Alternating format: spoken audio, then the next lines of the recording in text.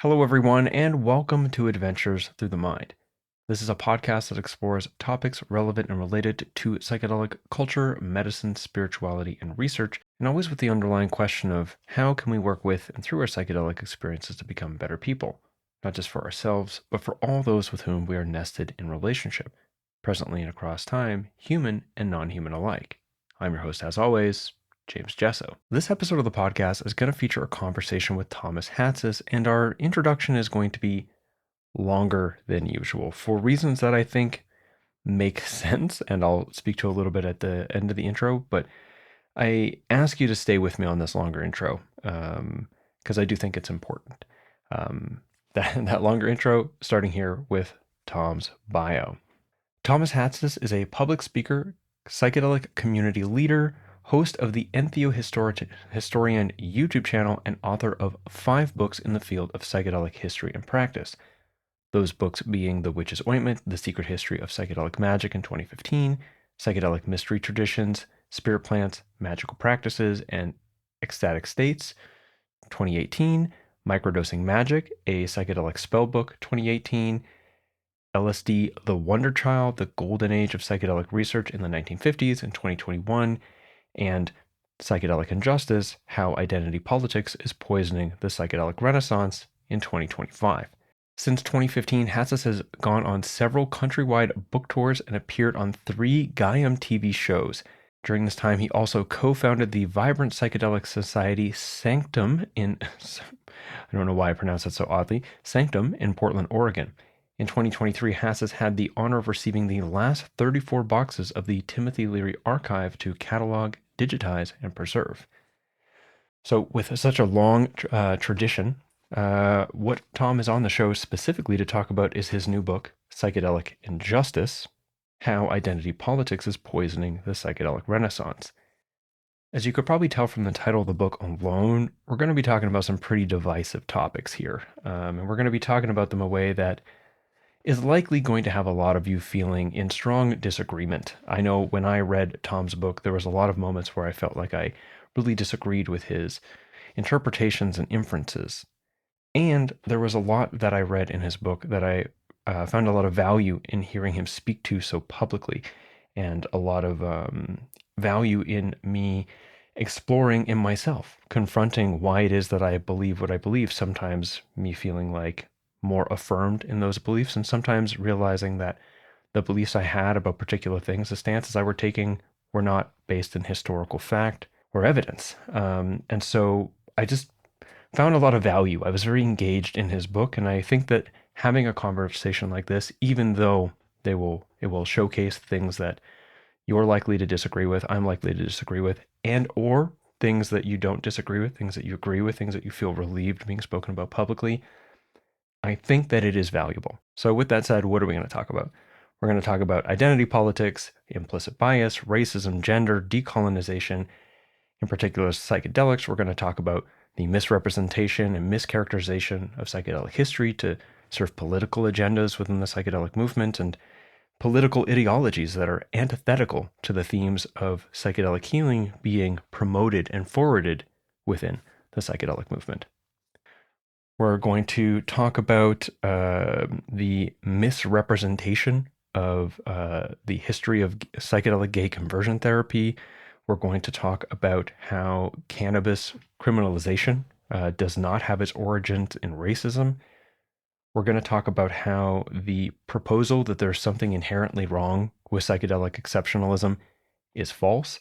We're going to talk about unjournalistic behaviors, such as those showcased by Psymposia in their egregious attack on Martin Ball, and ultimately a number of different things, some of which you'll find interesting at the least, I assume, some of which will be quite upsetting to hear, you'll strongly disagree with, some of which you'll feel relieved to hear, some of which I disagree with, some of which I do agree with.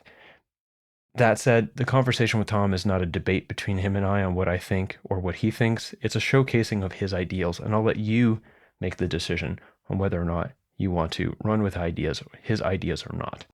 And I really appreciate you listening to this long intro. I felt like, I respect your ability to listen to this show and deal with your own feelings. And I feel it is important, given how different the sort of vibe of what we're talking about here is compared to my normal content, that I give you a little heads up on what we're getting into. One final piece of that, and thank you so much for listening to this long intro, is that this interview was recorded about 6 months ago before the release. It's releasing in February. It was recorded in October. Why that's important is because, well, the political landscape of the United States, especially, and of the world, is changing dramatically and quite quickly. So I don't know how having this conversation, say last week, might have changed what Tom talked about or how he talked about it. Couldn't say, don't know. But I do think it's important to contextualize this interview to being from 6 months ago, given how rapidly the political landscape of the United States and the world is changing. And that's it. No more ado, no further ado. Thank you for listening to this long intro, and I hope you enjoy, or at the very least, find some value in this conversation with Tom Hatsis on episode 205 of Adventures Through the Mind.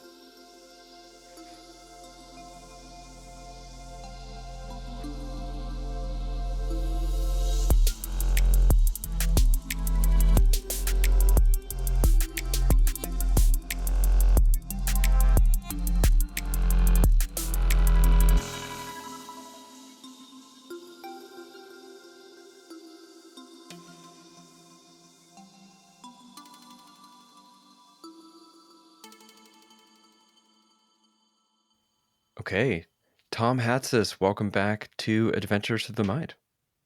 Thanks for having me. So now I'm realizing I hadn't double checked before we got in, but I know you've been on the show at least once before, talking about the debunking the Amanita muscaria mushroom Santa Claus theory. And I believe you might have been on one other time. Oh, I know that you were on a series of interviews that I gave, series of questions at Breaking Convention back in, I think, 2019.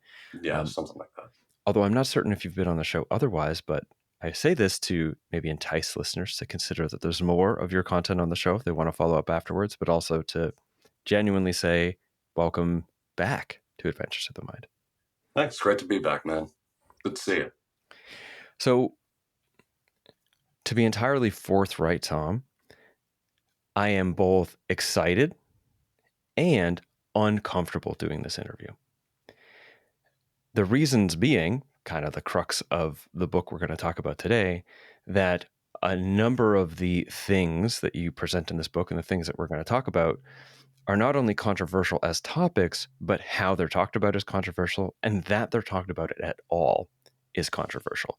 The very thing that makes me a little afraid to have a controversial episode are some of the things that you're actively talking about in this book, the book being Psychedelic Injustice.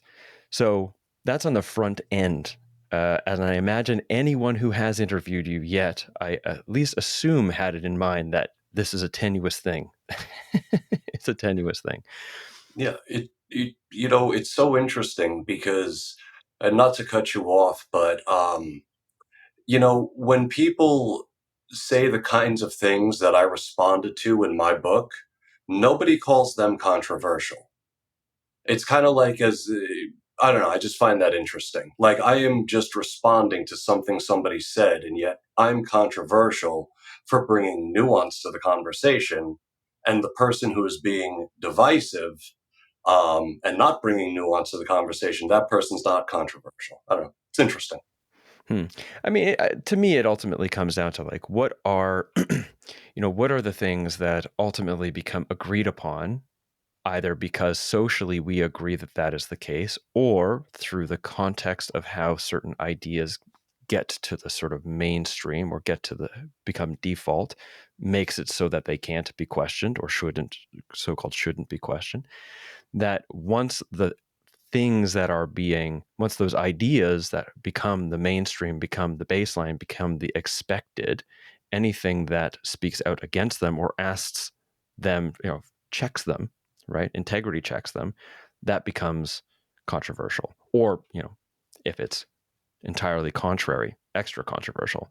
So I think the perspective there is that, well, a lot of the narrative that we're going to talk about in a second, the narrative has become increasingly the thing that is the way to look at stuff, and anything that questions that is considered controversial.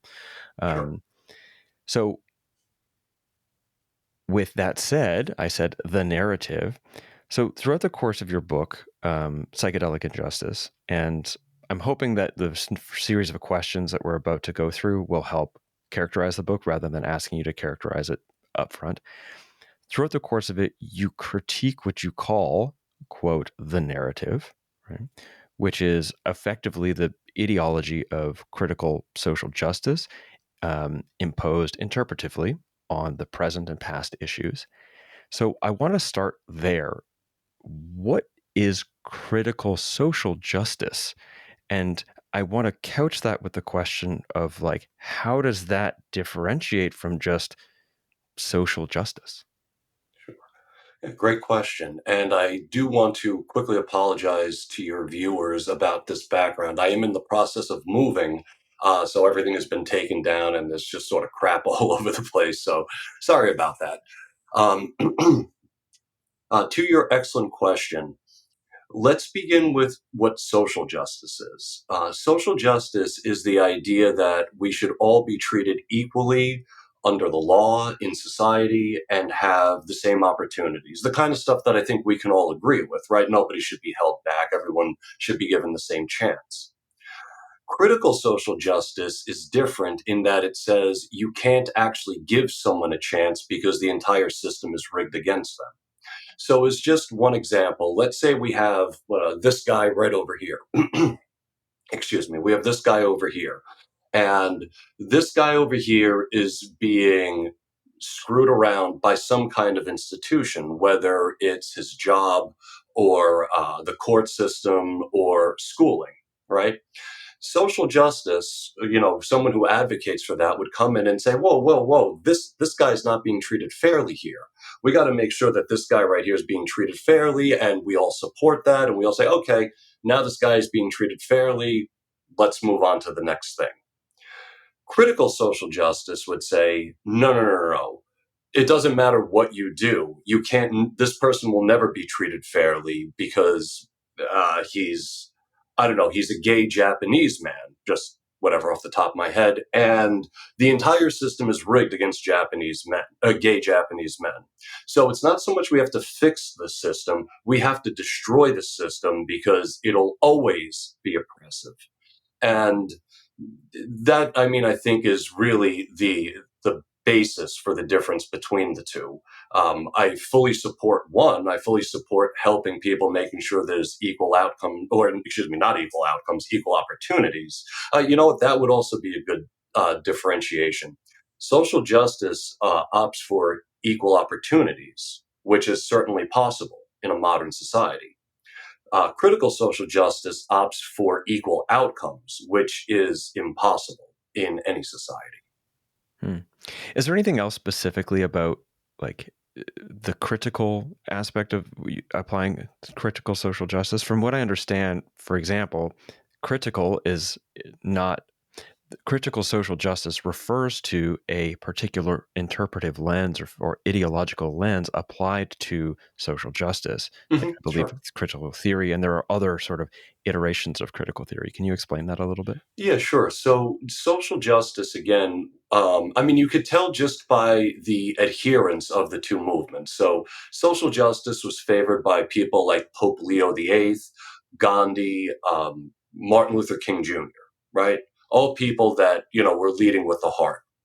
Whereas with critical social justice, I mean, their heroes are Karl Marx and Michel Foucault.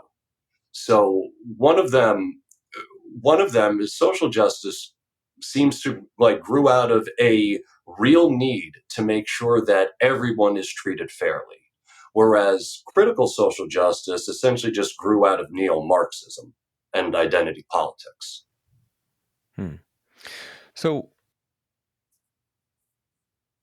you talk about, throughout the course of the book, the idea of the narrative, right? So I want to eventually get to how any of this has anything to do with psychedelic culture, psychedelic Mhm. renaissance, that being the crux sort of theme of the show here. But part of the book is like, okay, so you present, this is critical social justice. Here's how it differs from social justice.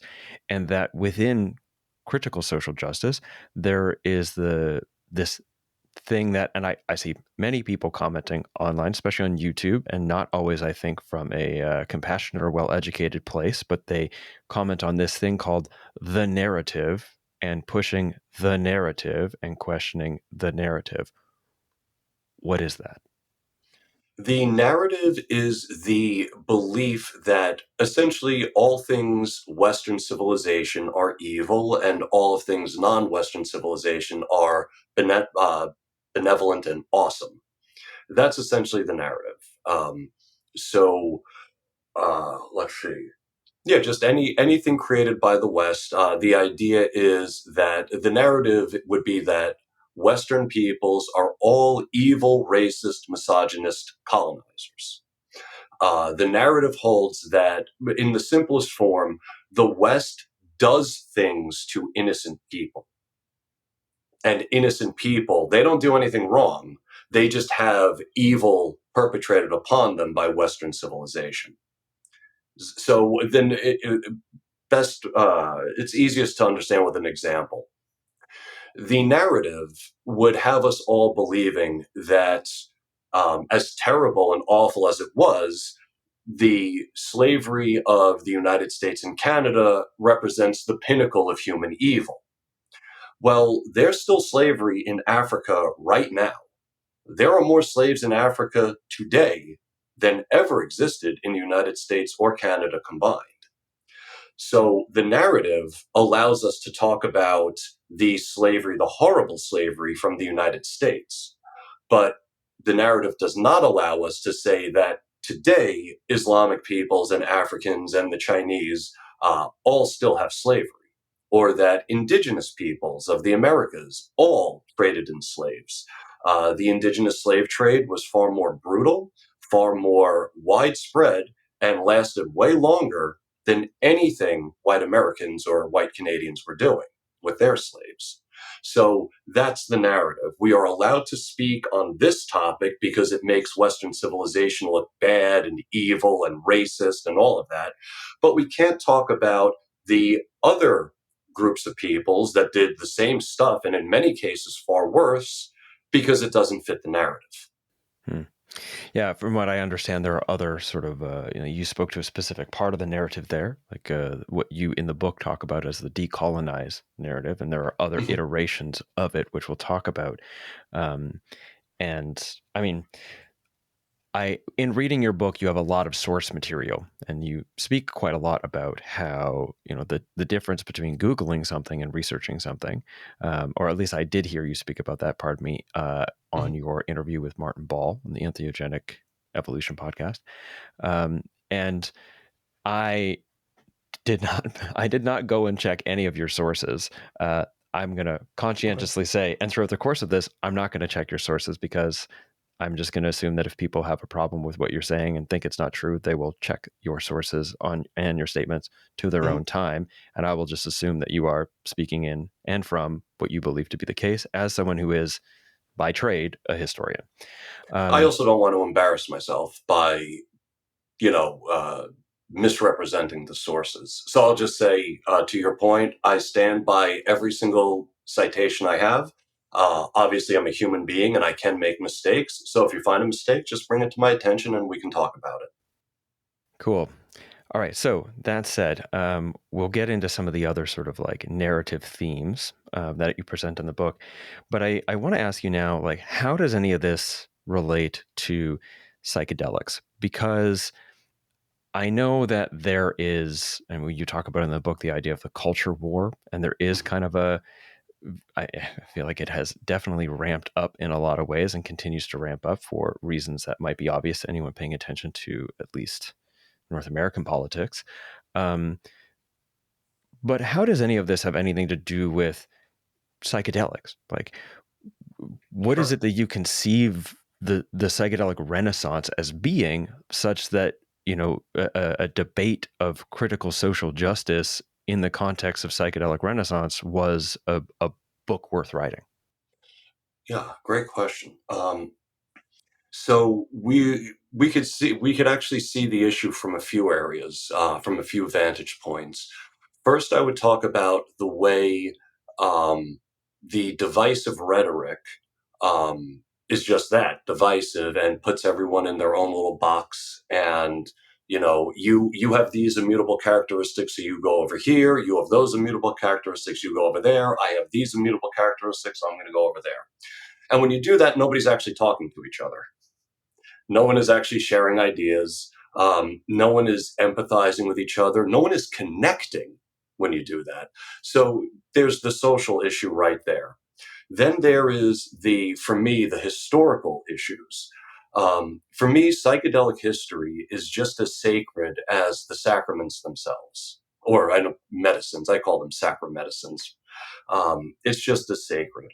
So when I read things like, and maybe we'll get into this later, but that just as one example, that psychedelic psychotherapy was invented by indigenous peoples.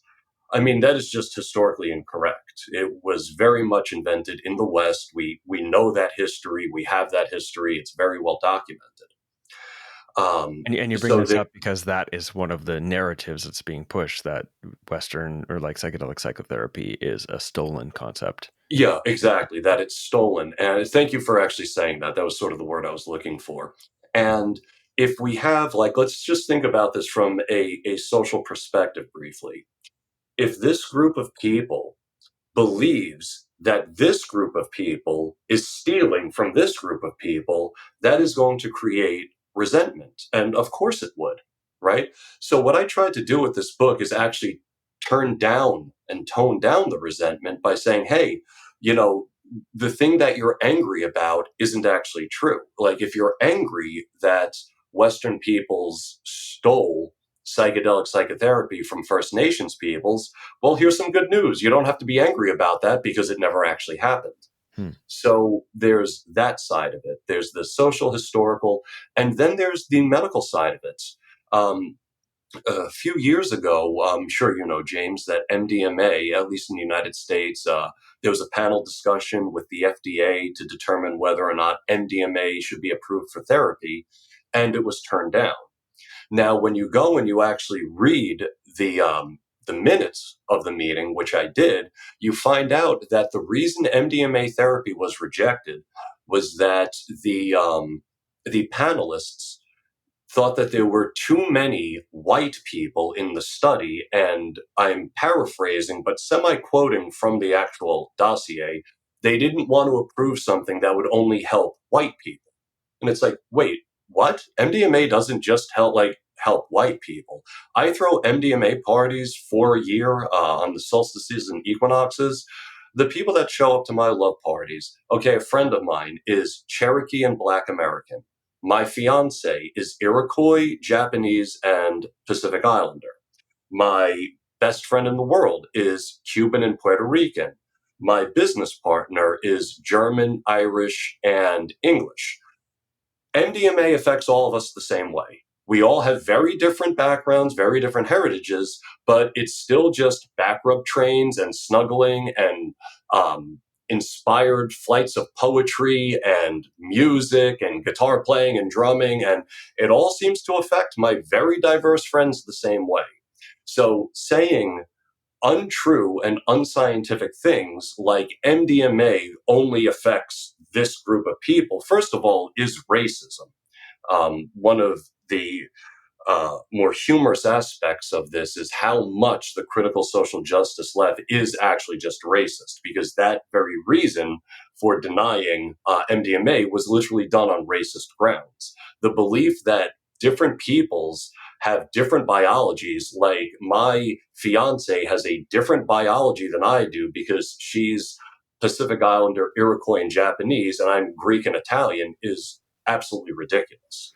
Well, just to clarify, you're saying that in the minutes there, they were saying that, oh, we can't approve this because it sounds like you're saying that we can't approve it because it seems like we have to first prove that it could work for people that aren't white. Because like Yes. my sense was that there was a number of different issues that people took with the methodology and Oh, and it wasn't just like, oh, well, the Of course, for assumption, you, U.S. specifically, how is critical social justice impacting? I mean, yeah, there were other, but that's one of them. okay. So this is one of the ways in which the sort of, you're saying the social justice, oh my God, CSJ. I wonder if I can try to make it so I don't have to say those three words over and over again throughout the course of CSJ. the interview. That this ideology is getting in and compromising the sort of like movement of psychedelics, from, like you said, historical inaccuracies to actively compromising the forwarding of psychedelic medicine. For I mean, me, look what Symposia did to Martin Ball. You tore down an innocent man well, for their. I'm going to ask you about that, because that that was an unfortunately egregious example of the direction this can go. Yeah, Or, well, I'm going to create a context where you can speak to that if you want, sure. and if you don't, then people can take this as a cue to go look into it on their own time.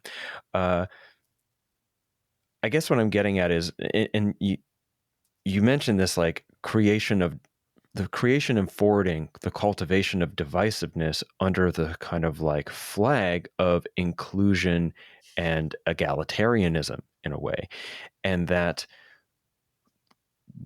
my question deepens here around the psychedelic renaissance. So there's how this is being, permeating through movements within the sort of psychedelic, so on and so forth. But what I want to know is, what is it that you see the psychedelic renaissance as being, and what it is that the sort of psychedelics are offering or could potentially offer, that is being undermined by the divisiveness and the sort of like, the sort of like the underlying tone and consequence of this SCSJ movement. Yeah. Yeah. So I'm sorry. It got a little low. The question was, I apologize. Yeah. So the question is, what is it that you see the social or the psychedelic renaissance as being, Oh yes, right? Such that you see this critical social justice ideologies as compromising this psychedelic renaissance. sure. So I see the psychedelic renaissance as a movement towards healing both the mind and the soul, and in some ways the body as well. And when, like, I think that MDMA, to get back to the example we used a moment ago, I think that MDMA is a very powerful medicine, and I mean, does help people get over PTSD, anxiety, depression, and all those other things that many of us deal with. And so when it stopped, when the push for these medicines is stopped because of reasons that I really don't think have that much credibility, I feel like it is harming the movement. Um, sorry, I had something else I wanted to say and it kind of got lost in the back there.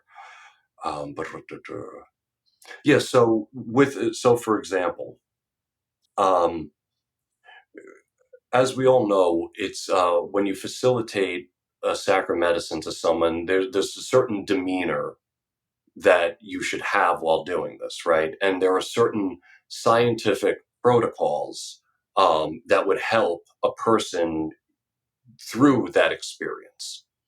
And calling something another way of knowing, like I'm sure you've heard of that expression, "Oh, it's just another way of knowing." No, it isn't. Um, the reason airplanes take off is because the engineers understand aeronautics.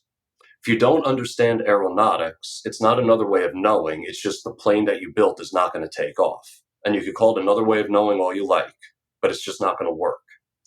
And I was speaking to someone just 2 days ago about how, um, there are, and I want to preface this by saying that there are indigenous healers who I very much look up to, who I think are excellent and have studied and have practiced and have done the work and facilitated the medicine for decades. And I mean, I've watched them perform feats that, completely, I mean, just blow your mind away. Um, that, however, does not mean that just because someone has, let's say, Cherokee ancestry, that that person automatically knows how to work with mushrooms. And what we see in the psychedelic renaissance a lot is not a person's merit or ability. That's not what counts. What counts is whether their ancestors worked with something. At the MAPS conference, not this past one, but the one a few years ago, there was the protest of Rick Doblin. And one of the protesters said to Doblin, again, I don't remember the exact words, but he needed to let indigenous people like her lead the movement. Now, Rick Doblin, as we all know, has been involved in psychedelia for like 30 plus years. This young lady who was telling Rick to hand the movement over to her has been involved in psychedelia for about 3 minutes. But because she has an indigenous ancestry, she believes she has actually surpassed what Rick Doblin actually knows about psychedelia. And I think that that's dangerous. This whole idea of, well, um, you know, this group of people in the past wasn't allowed to talk about psychedelics, and I am of that same group of people today. Therefore, I get pushed to the head of the class because all of those people didn't get to speak on it. And that's just one. It's really ignoble because you are standing on the necks of dead, oppressed people to enrich yourself. And two, it doesn't actually mean you know what you're talking about just because, yeah, that person 100 years ago that nobody would listen to knew what she was talking Hmm. This is part of the decolonize narrative that you talk about. That by about. And the race default, narrative. It's yeah, both. that by And that. actually, and all three of them do that. It's the identity politics, sorry to interrupt, of um, like, I am this thing, therefore I know better than you, even though I've never actually studied this thing or haven't studied this thing as much as you Hmm. And so these are different ways in which the sort of you're just talking to how certain ideological frames, identity politics, social critical social justice, it is getting into the sort of the minds and perspectives of people participating in this psychedelic movement, and as a consequence of how that ideology tends to play out behaviorally, it's compromising what otherwise could be a reasonably well functioning machine towards legitimization and integration and access for people. have. You just did that way better than I did. I should be interviewing you, man. Well, I did read your book with quite a lot of attention. Um, Excellent. and I so wrote it drunk off my ass, so I didn't pay much attention. No. uh, and so but what I don't necessarily think you're saying here, or I don't believe you're intending to say, is that there's that some of the valid criticisms that might arise around the treatment of indigenous people, the deprioritization of recognizing the origin of certain things or giving back to certain communities in certain ways. You're not necessarily saying that the social justice side of what's possible here is a negative thing and we should just focus on Western psychotherapy. What you're saying No. is that there's a particular way in which a particular set of ideologies is coming in and kind of leveraging itself on top of genuine issues and in a way that is negatively impacting the movement as a whole. Yeah, I once heard an indigenous elder say, "We have so much to share. The West has so much to share with us, and we have so much to share with the West." And that is exactly where I'm at. I want us to share these ideas, and that's it. I think that there is so much to offer. Again, I have watched ayahuascatas perform feats that would boggle the mind. I mean, I've watched them pull evil spirits out of people, suck them into their nostrils, and then fart them out their ass. I mean, you know what I mean? Like, it's truly remarkable stuff. And so, like, I'm more than happy to sit and listen to those guys because they know what they're doing. But again, that person, one of those people protesting Rick Doblin, who's just got into psychedelia, it's like, well, why are we handing the movement over to you if you don't really, know what you're doing yet? Look, in a few years, once you have all the experience, if you're the leader that the movement needs, put you in charge. I don't care. But right now, you still have a lot of work ahead of you to demonstrate that you can actually steward this movement. And I think that Rick's doing a great job personally. So, you know, Hmm. I think something that it really stood out for me uh, was your characterization of the critical identity politics sort of mode is kind of like founded in the idea of divisiveness and Hmm. separation. And Hmm. in many ways, the way at least it plays out is in uh, attack, dismantle, exclude, Hmm. um, and that these things are almost antithetical to what the kind of what a lot of the sort of central themes are in psychedelic healing, which is about inclusion and listening and compassion and understanding, and not necessarily passivity, right? Like I know that from my experiences that, there isn't necessarily an inclination to be passive as a part of, the psychedelic compassion side of things, but that there is a togetherness and an inclusiveness that is at the central themes of a lot of these psychedelic experiences, wherein in the sort of like critical side ideology, the opposite is happening. And so, in some ways, we have the distortion of what is sort of quintessentially psychedelic by what is almost quintessentially anti psychedelic, parading as the correct way to go about the psychedelic renaissance. Hmm. At least that's what I got from your book. It seemed like that was one of the other central issues you took with what's Yeah. happening in the movement now. Yeah. You kind of nailed it. Let's just take a second, and I'd like to thank my patrons on Patreon, especially the people whose names are listed on the screen here on YouTube, who give quite a bit, some of which for a long time, and to everyone who's left one-time donations to the show. This is my job. This is something I've been doing for 10 years. It's something that is both an expression of my creative desires, creative actions, creative yearnings in the world, but also an expression of me attempting to give back to something that gave so much to me, which is basically psychedelics.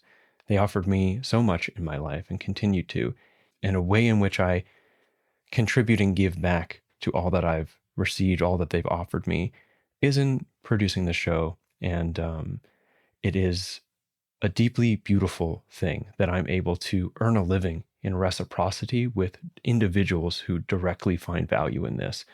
Not only do I get to do something that's so deeply meaningful to me, but I also get to do so based on this reciprocity. And in a world where, in a in a world, um, in a world where so much of what we engage these days is questionable in its origin, questionable in its sort of agenda with regards to AI and multi-level narrative warfare and all the rest of this stuff. It just feels so good to know that I get to exist in a relational dynamic with real people who, as a real person, with real people who care about what I'm making and earn a living doing it. So, to patrons, to people offering donations, thank you so much. I'm really, really deeply, deeply grateful for that. If you listening find value in the show, please become a patron on Patreon. You can do so for as little as a couple of bucks a month or a couple more if you like. And you could also leave a one-time donation, something like a tip for a job well done, if you perceive it as well done, or appreciate it as something well done. And that means a lot. This is how I earn an income. This is how I earn a living. This is how I put away for the future and how I pay for emergencies and how I put food on the table. And so would really appreciate you contributing to the show in that way. If you got it. If you don't got it, I understand. One day you will, maybe. And when you do, maybe you'll consider contributing in that way. But in the meantime, please enjoy, share as you like, and just know that we all get to have a podcast because those who can do contribute. And so those who can't get to enjoy, appreciate, and um, get value out of the larger system that supports the production of this show. Head to patreon.com/James W. Jesser to sign up, free or paid. You can also go on there for free if you just want to follow my stuff, or any other support options like one-time donations through PayPal or Ko-Fi or cryptocurrency, Bitcoin, Ethereum. Those are linked in the description to this episode.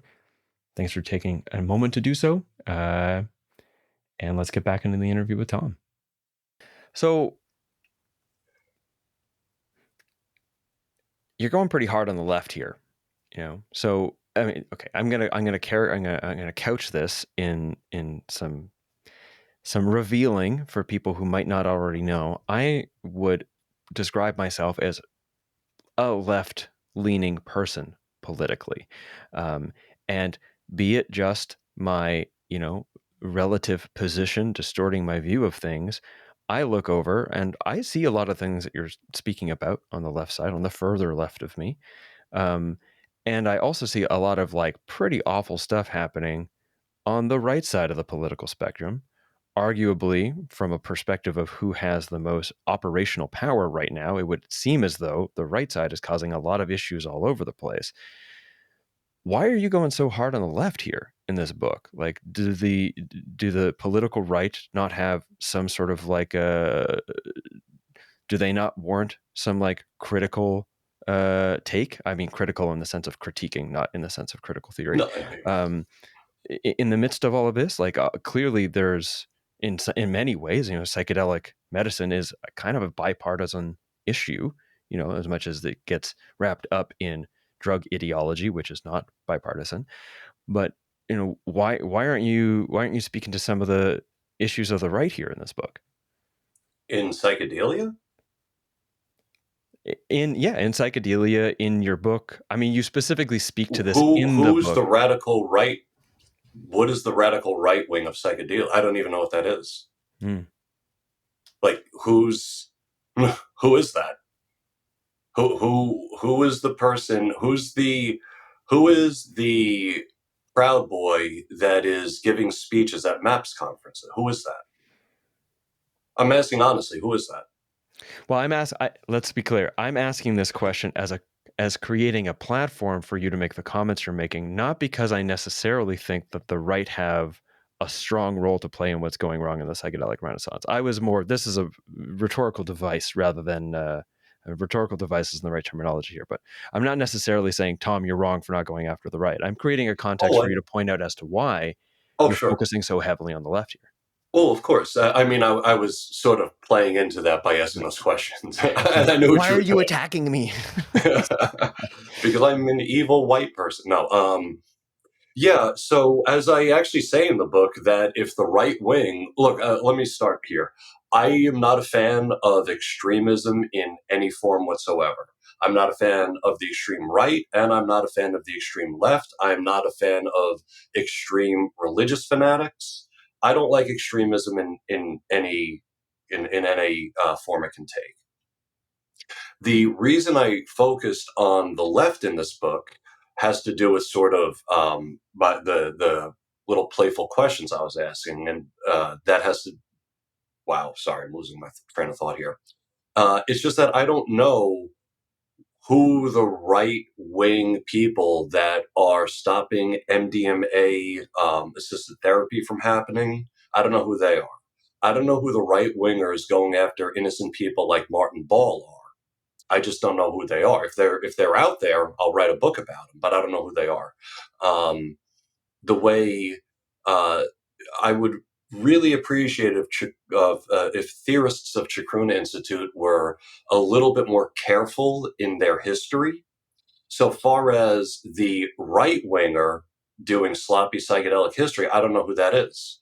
So the reason I go after the left in this book is simply because there isn't a right wing in psychedelia to go after. As soon as the right wing starts showing up in psychedelia and putting everyone in their boxes and saying, you go over there, you go over there, no, we can't have MDMA treatment because this could help people that aren't white or whatever crazy thing they would say. Well, then I'm going to write a book about that too. But so far, there's no such thing as that I know of. And so, if anyone, again, any of your listeners want to send me a message, email, tell me who the right wingers, the radical right is in psychedelia, I will investigate it. And you have my word, I'll write a book about it. Hmm. Well, so resolved. You're not a right-wing mouthpiece trying to undermine the movements of the left. No, I've been a liberal my whole life. Yeah. Like, so here's my voting record: Bill Clinton, Al Gore, Obama twice. So, I know some people think that I'm more conservative, but I'm not. I'm one of those liberals that has been exactly where I've been standing for the past 20 some odd years. And it seemed like the party moved without me. And now, so people think I'm conservative, but I literally have all the same liberal values I've always had. I'm still pro-choice, is just one example. So, So let's get back to psychedelics here. You present what you call how you present how critical social justice takes on three general forms. Uh, the violent kind, which you describe as profa, as a play on Antifa being actually somewhat fascist in its somewhat, operation. uh, just a the, little bit. the intellectual kind, who you present as the theorists, you just referred to Chacruna Institute as the theorists. And then you talk about the psychedelic social justice warrior. And you then present how these three general reforms are represented by specific people and organizations in psychedelic movement and within the psychedelic renaissance as a whole. I want to ask you about each of these forms separately, one at a time. And I'd like you to explain to me what they are, tell me who in your book you explore as being a representative of this, and an example of behavior you denounce in the book as being contrary to the psychedelic renaissance. Cool. Okay. Yep. So let's start with the beginning. Who are these? What's this violent kind of critical social justice ideology? So I would start off by saying that I don't see many people getting violent in the name of psychedelia. I want to talk. I'm talking about the broader ideology from where certain psychonauts sort of take their marching orders. So with the sort of the violent kind, I'm referring to profa, which, thank you for clearing up for your listeners, is my word for antifa, because they are far more pro-fascist than they are anti-fascist. And that would be groups like Symposia. I mean, I happen to know one of the people from Symposia proudly claims to be a member of Antifa. Um, and then you have guys like David Nichols, who I don't know where he stands with all of that, but when you read his writings, I mean, he's essentially just regurgitating the rhetoric of Profa in his articles. And now, how that actually impacts us. Well, one, they really pushed. I don't know if you watched that interview with Hamilton Morris on like Channel 5 with Andrew Gallagher or Gallimore, whatever his name is. No, I haven't watched that, but Channel 5, I at least older stuff that I've seen was pretty funny. I don't know if it's changed over the last few years or not. Oh, well, I mean, Hamilton gets deep into how Symposia um, really negatively influenced the how how Symposia like sort of got in the way with the whole MDMA trials. I'm not going to get into it now, but anybody could listen to the interview. It's a great, it's Hamilton Morris. It's awesome. Um, and then again, as I brought up before, the tearing down of an innocent man like Martin Ball. They just decided that he was this evil person. Even though he's actually a good friend of mine, he's one of the kindest, most generous, and genuine human beings you'll ever meet. Um, and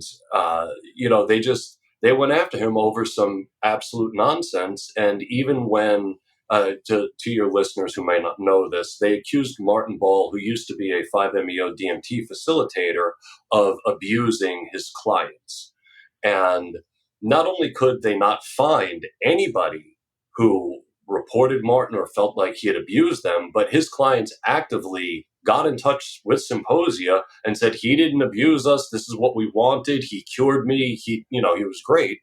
And so Symposia, instead of just taking that and being like, oh, okay, maybe we got this wrong, they accused these grown-ups of having Stockholm syndrome. And they were just identifying with their oppressor, Martin Ball. And it's like, he didn't do anything like that. Um, so I find things like that cause a lot of disruption. I mean, you remember that when that whole thing went down. I I mean, do remember it was terrifying to yeah, watch. yeah, it And was it was terrifying, and it very, was very nasty, gross. and it Yeah. was uncalled for and totally unnecessary. And it just caused a lot of ugliness within psychedelia. And that just we didn't need. No, nobody needs. You know, look, there are people that are abusive, facilitators who do cross the line, and it's a good thing to have somebody watchdogs like Psymposia out there making sure that these abuses are brought to light. But what I've realized from Psymposia is that guard dogs need watch kitties. You need someone watching the watchers because they have demonstrated that fair reporting and honesty just isn't a value over at Symposia. It just isn't. And I don't have any hatred in my heart for any of them. Again, I really like Brian Pace a lot. I think he's a really good dude. Um, I just, I don't know. I wish they would sit down and talk to people who disagree with them. I think that's probably the biggest problem is that, you know, I speak to people that agree with me and they go to their echo chamber, and Symposia speaks to the people that agree with them and they go to their echo chamber, but nobody's actually getting together and talking. And that's really where I think the biggest issues are. And look, I will gladly sit down at a table with anyone from Symposia or Chacruna Institute or Dr. Carl Hart and happily explain everything. If they have any issues with anything I wrote about them in my book, I'm more than happy to sit down and have a conversation with them. What I find is they don't want to have the conversation with people like me because I I don't know, because I don't ever want to accuse someone of being disingenuous, but could it be that they knew they were pulling the wool over people's eyes and they were just hoping that they had created such a culture of fear that no one would stand up and say anything? I don't know. I'd like to not believe that, but I am the person standing up and saying something, so let's have a conversation. Let's see if any of them want to. Hmm. So I'm open. as a symposia, it's interesting and unfortunate, the comment that you made there, because they were also the only organization that I thought were doing pretty good critical look, like a critiquing look at other aspects of the psychedelic renaissance that were important to look at, like where's this funding coming from, and questions around like how will MDMA be utilized as a solution for PTSD if it means that we no longer have to have traumatized veterans. Of course, sometimes unfortunately the narrative or the that I got from them is that like that we shouldn't be treating, I don't know if I interpreted this properly, but we shouldn't be prioritizing treating veterans or police officers because war and policing is the problem, rather than looking at, while we should absolutely be treating these people because they've been injured by the same system that injures a lot of us in a lot of ways. But it is unfortunate, your comment there, because I have seen some of that playing out with a particularly ignorant stance from my perspective, because I haven't paid a lot of attention over the last little while to really going in and trying to see like what is the arguments they're making and how legitimate they are, as you have been, at least not since things went down with Martin back in 2021, was it 20? Yeah, it was something like that. Yeah, um, around there. yeah. And so what I'm hearing you say is this violent kind, this pro-fascism, pro-fa as you describe them.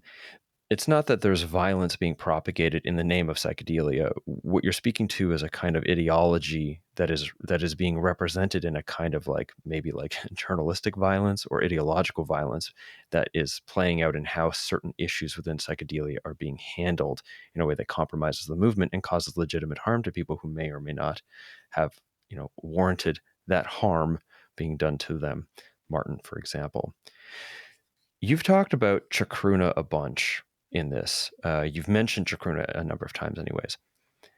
Chacruna was your sort of primary example of the theorist, the intellectual kind of critical social justice form.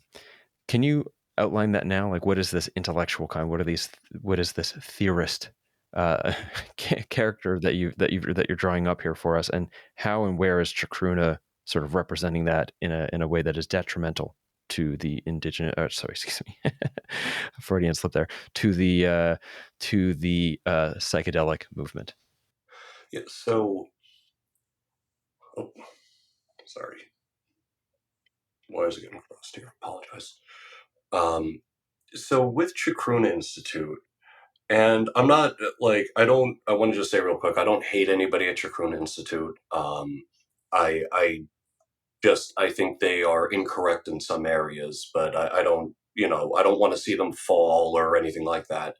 Um, but they again the theorist sort of critical social justice advocate is a kind of person that believes that they can detect a pernicious and invisible bigotry or racism or sexism in everything that is said and done. So they see the theorist sees racism as ever present and ordinary.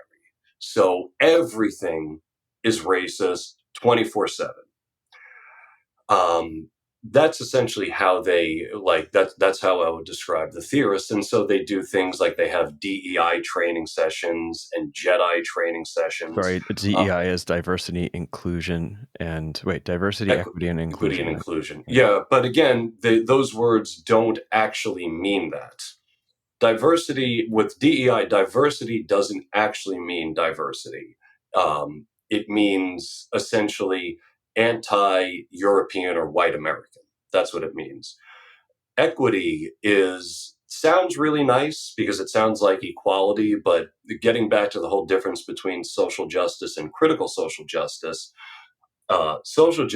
would see opportunity of, excuse me, equal opportunity, which I fully support.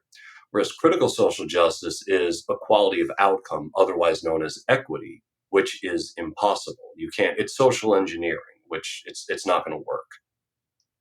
So that essentially is what a theorist is. They a theorist teaches you that everything is racist and then charges you money to have them like unracism you or put you through some kind of anti-racism class, which is really odd considering their anti-capitalist stance. um, for anti-capitalists they charge a lot of money for their classes, especially in classes that are essentially, they're imaginary, like microaggressions are imaginary. There's really no such thing as a microaggression. Now, that was a There very is, interesting part of your book, actually, where you talked about how the the very person who came up with this the theory of implicit biases, like presenting out as microaggressions, then later came out and said, actually, there's no scientific basis to say that my previous theory is accurate, and in many respects, the implementation of this way of thinking can worsen the very thing that it presented itself as resolving, which I thought was yeah. very interesting. Yeah, I was about to get there. Yeah. But yeah, so that would be another example. Chacruna Institute pushes their implicit bias training. And again, it's hundreds of dollars for essentially junk science that, to your point, that gentleman's name is Anthony Greenwald. He was the person, along with Mazarin Banaji in 1998, who invented the idea of unconscious or implicit bias. I'm sure your listeners have all heard of this. Well, they have admitted that they got that 100% wrong and that there is no such thing as implicit or unconscious bias. And even if there were such thing, there's literally nothing you could do about it. It would be like, getting mad at somebody for doing something in your dream. Like it's just something like what are you supposed to do about it?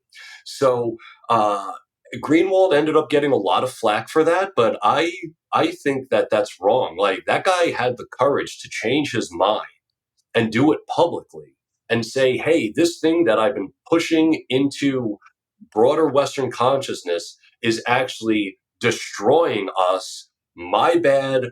I was wrong about this. We got to stop. I think that guy deserves credit.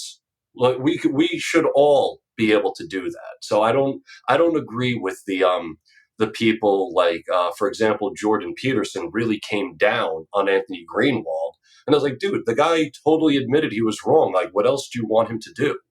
you know so yeah, implicit bias is another thing that Chacruna Institute is going first. They're going to sell you the disease known as implicit bias, and then they're going to sell you the cure known as DEI or anti-racism training.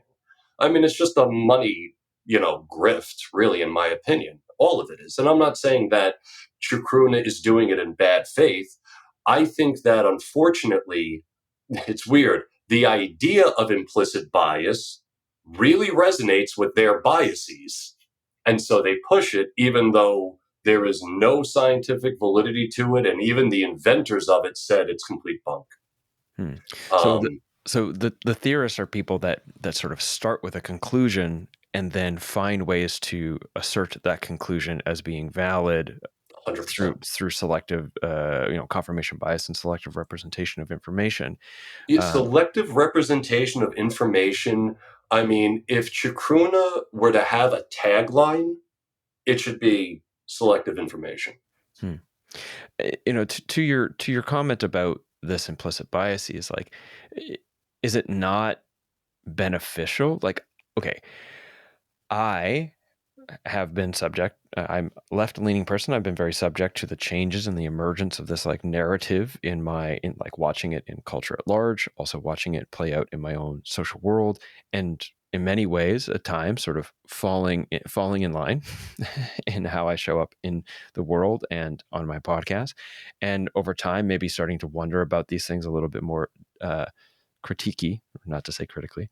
Um, but I also found that there was a lot of value in some of these questions. Like, is there not value in saying, oh, there is a lot of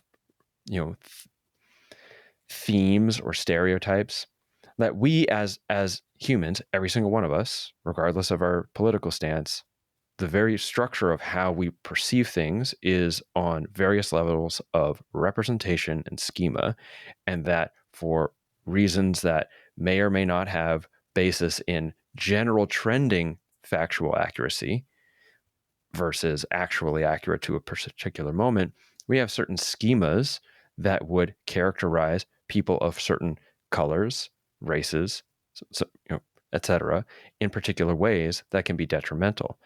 And that, is it not valuable to say, oh, there's a possibility that I have a particular bias or a schema about a person based on what their immutable characteristics that I might be unconsciously projecting onto how I see them, and that could negatively impact the opportunity I give them to be actually their own person, not defined by my schema. Like, is there no value in having, like, are you saying that side of things isn't real at all, and that if there isn't value No, there, or? no. What I'm saying is that it's very much conscious. Like everything you just described would be conscious bias. And again, if part of it was from the unconscious, then really all that matters is how you treat that person in reality. That's what actually matters. We all have our biases, of course. Everybody, I have mine, you have yours. Everyone has their biases. What but they're not. I mean, you said something interesting. Like you used race as the sort of example for unconscious bias. In my book, I give a counterexample to that, which is that if I'm walking down the street at night, right, and right up ahead on my side of the street, I see a group of white men.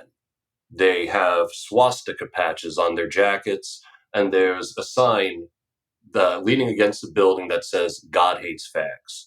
Right now, across the street, I see a group of Black American kids. They're all laughing at each other, making jokes, poking fun at each other. I'm crossing that street. I'm Towards going to Black go and American, I'm yeah. going to walk on the side of the street that has the Black American kids on it instead of the one that has the white Americans on it, because these guys are neo Nazis and I doubt the Black kids are. So it's not an unconscious thing. That's just called basic survival. Especially as, I mean, me personally being bisexual, I certainly don't want to be anywhere near someone that has a sign that says God hates fags. So as long as I'm not seeing that on the other side of the street, and in this particular example, I'm not, then yeah, I'm crossing the street. Their skin color had nothing to do with it. See, the IAT and like anti-racism training would have predicted, oh, I would have stayed on the side of the road that had the white people because I'm white, they're white. We love being white over here. It's like, no. Those are neo-Nazis. I don't want to be anywhere near them. Those are just regular guys on the other side of the street. I'll go chill with them instead. So I mean, I don't buy unconscious buy. And again, I mean, there's no such thing, so there's nothing really to buy. Hmm. I mean, that's a pretty extreme example with very clear indicators of safe of the presence Sure, of danger, comparative danger. So I see the example. It's a pretty extreme one. I mean, sure. would the same thing apply if it were just like neutral groups of like white or black people? But then I the wouldn't other care either question of way. like, would you be concerned either way? So No. I do like your comment of like these aren't unconscious; these are conscious biases, and whether or not we are consciously aware that there are biases is a different issue. Okay, so to answer your question real quick, let's say same example. I'm walking down the street. On my side of the street, there's a bunch of black American kids that are just joking around being normal. And on the other side of the street, there's a bunch of white American kids joking around looking normal. I'm still going to stay on my side of the street. Like, because I don't, because the color of skin, I don't care about that. And I know that we're all supposed to pretend that, oh, everybody cares about the skin color. But I sincerely don't care. I care about who you are as a person. I care about how you comport yourself in your day to day life. Your skin color, I couldn't give two shits. Hmm. See, personally, I'll just cross the street to whoever has less people, ideally no people. Uh, I'm kind of joking. That's like leftovers of the pandemic No, and like I got it. Like, so who is but this? you see Who's what I'm saying, right? Like I that's do like I do see what you're saying, and also, I mean, you're describing your own experience here, and it isn't necessarily, like it's not necessarily fair to assume it is an accurate representation of all peoples because there are many people who very legitimately like that it might not be the case that all things, the entire reality and social institution of all things are racism, as you said, like the theorists try to present, and then selectively showcase ways to prove that as being true. It mhm. is also still very true that some people are quite racist, and it does play out in particular ways. Of course, and Yeah. we don't like those people, and Yeah. that's the thing. Like no, and yeah, there's a handful of them in the United States. I'm sure there's a handful of them in Canada, and we don't like them. And I like when so for example with Chacruna Institute, they have written that it's like, oh, the psychedelic renaissance is racist. No, it isn't. Go okay, MAPS, largest psychedelic conference. Was it 15,000 people? Who was the racist person there? Yeah, maybe there's one. Maybe there's one, and all other 14,999 attendees don't like that guy, specifically because he's racist. Hmm. There's So also, I think, there are degrees to which like racist ideals or beliefs play out at different levels of severity and impact in our perception of things. But the point I was trying to yeah, get good at is enough. that it's fair to assume that most people are going to behave reasonably. Maybe that's not fair to assume, but I want to leave this sort of example behind of like, do Sure. you or do Let's you not cross the street, and uh, move on to this last form you call just like the psychedelic social justice warrior. Who is that? Sure. Let me start off by saying I don't like the term social justice warrior at all. I actually write in the book that I can't stand the term, and I racked my brain trying to think of a new term, like a neologism for this, and I just couldn't. And the book was due, so I went with psychedelic social justice warrior or psychedelic SJW. But again, I really don't like the term. The psychedelic SJW, that is the majority. It's people who truly believe that there are these sorts of issues, let's say that like Chacruna Institute would or Symposia would push right into public awareness. They truly believe that those things are real, and being good people, they want to fight against it. So I don't actually have a huge issue with the psychedelic SJW because I believe that they're leading from the heart. I just don't think that they have actually looked deeply into the issues that they're fighting against. Because if they would, I don't think they would be fighting against it because they would see that there isn't actually an issue there. Um, so I hope that's a good definition. Yeah, I think that you had explicitly said that you wrote your book for people who fall into that camp. Yes, I did. I because I believe that they are really good people. I think that they have been given some not very good information, and they are acting off of that excuse me, they are acting off that not good information. And I think that it would just be more advantageous for all of us if they exercise themselves over good information. Hmm. So I want to get into the three different sort of themes that you put into the book. There's the narrative, right? Mhm. And then you have the decolonized narrative, the racism narrative, and the gender narrative. Now, your book is long and thorough, seemingly quite well researched and cited, and goes into a lot of different issues. Seemingly. Seemingly, like I said, there are lots of citations, but I didn't check every single one of your citations because, unlike yourself, I am not crazy with my historical, making sure that I'm uh, backing every single thing at like historian level credibility. I hope you don't mind. I say crazy in the sense of like it's just wild to me Oh, how no, much work you put into ensuring that you track down every single thing to the no, I am primary source. crazy. You can call it what it is. I am Yeah. absolutely nuts. And again, it's because I realize that I'm talking about things that we're not allowed to talk about. So I better bring the evidence and I better be able to back it up. So Yeah, that's truly. why the notes and the bibliography is as, gargantuan as they both are, is because, I'm expecting people to come after me and, do, the whole little song and dance that they do when somebody says something they disagree with. Hmm. And I appreciated that, honestly. It's uncommon, not uncommon. It's painfully common that I read people's stuff or the articles or whatever, and they make very confident claims about stuff, but there's no reference to where those claims came from.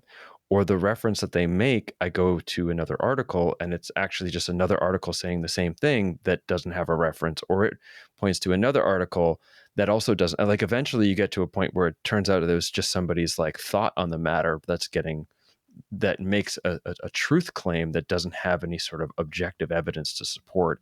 And so I do appreciate that you did go to that extent, and having, engaged your work previously, I recognize that to a certain degree, I could trust that you had done that work rather than having to operate on the assumption of distrust and have to check every piece of your work in order to know that you were speaking from what you believe to be factually grounded primary source information.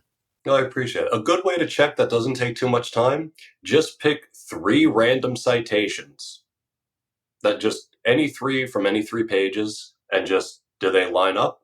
Yeah. Did I misquote it? Did I cite it accurately? Did I quote it accurately?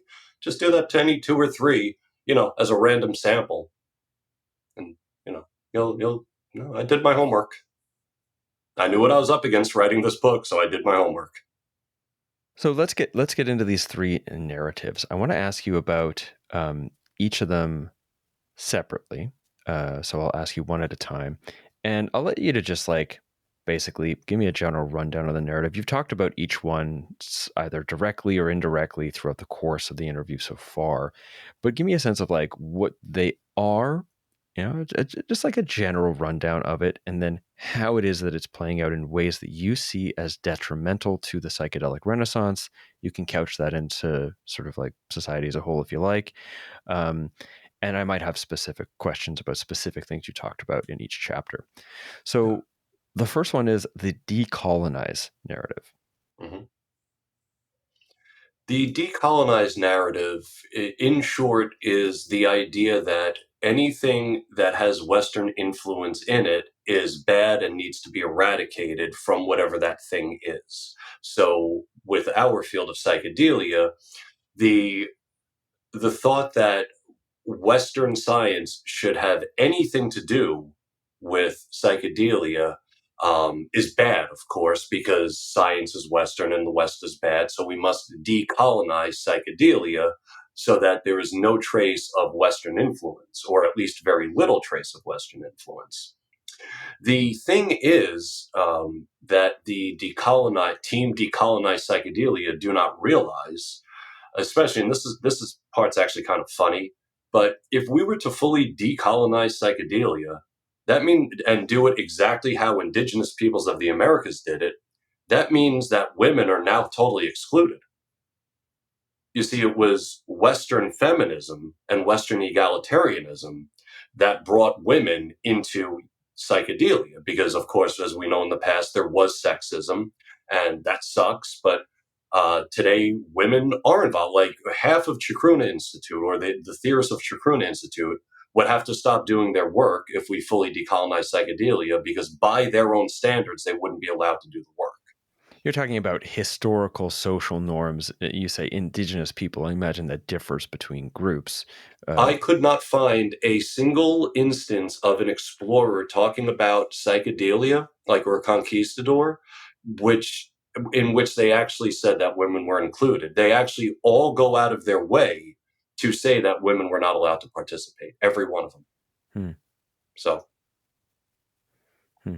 So that actually brings up a question. Now, one of the things that I found interesting in your book, one of the things that you explored, was the history of violence and slavery amongst indigenous people. oh Because yeah, one brutal. of the things that you talk about, and I've seen play out, is we as a sort of general term, give lip service to why it is inappropriate to propagate the noble savage idea itself is a kind of racist It's assumption. not It's sort of kind of racist. it's It is explicitly. racism. There you go. It's Thank you. racism. And yet, I often hear the term sort of indigenous worldview or indigenous practices or indigenous peoples in a way to represent them as being sort of fundamentally cooperative, positive, egalitarian, so on and so Mhm. forth. Now, I'm not taking a position on this either way. Your position, though, and I thought was quite interesting, was that, well, that's just not true. It may have been true for some groups, but it's not universally true amongst indigenous people, and that there's quite a large history of violence, slavery amongst indigenous practice. An excellent example being the Aztec people, who utilized psychedelic mushrooms as a part of their rituals that also included human sacrifice, where And you know, cannibalism. and cannibalism, and the Aztec people, part of how you And the elevated exclusion in of women. okay, part of how Sorry. you would elevate yourself in society was like how many others could you bring back to be sacrificed as a part of Hmm. your worshiping their war god. um Huitzilopochtli? What was Well, it the depends on why you were being sacrificed. Sometimes you were sacrificed to war gods, other times you were sacrificed so that the sun would rise. You know, another yeah. way of knowing. And that is okay. I'm gonna I have maybe some questions about this idea of another way of knowing. It wasn't clear what you were saying earlier, and I have, like, I do believe that there are different ways of knowing, but that one doesn't necessarily, like, if I have a different way of knowing, for example, like that you're ill somehow by how I can see in your energy field, and that could be very true, and that might be different than the way in which one would or would not determine with a scientific mechanism, but that I could see it in one way doesn't denounce the legitimacy of seeing it through another means. But I'm just throwing it out there, and I wish I hadn't, because I don't actually want to talk about it. So I'm just going to pretend. Let's everybody pretend I didn't say that. All right. Um, Say what? exactly. Uh, Going back to this idea, can you talk a little bit about, like, this presence, like talk a little bit about this inaccurate representation of indigenous people and how it's being utilized to prop up this decolonized narrative? Yeah. So the narrative around indigenous peoples, as I'm sure your listeners have are been browbeaten over many times over, is that they were all peaceful.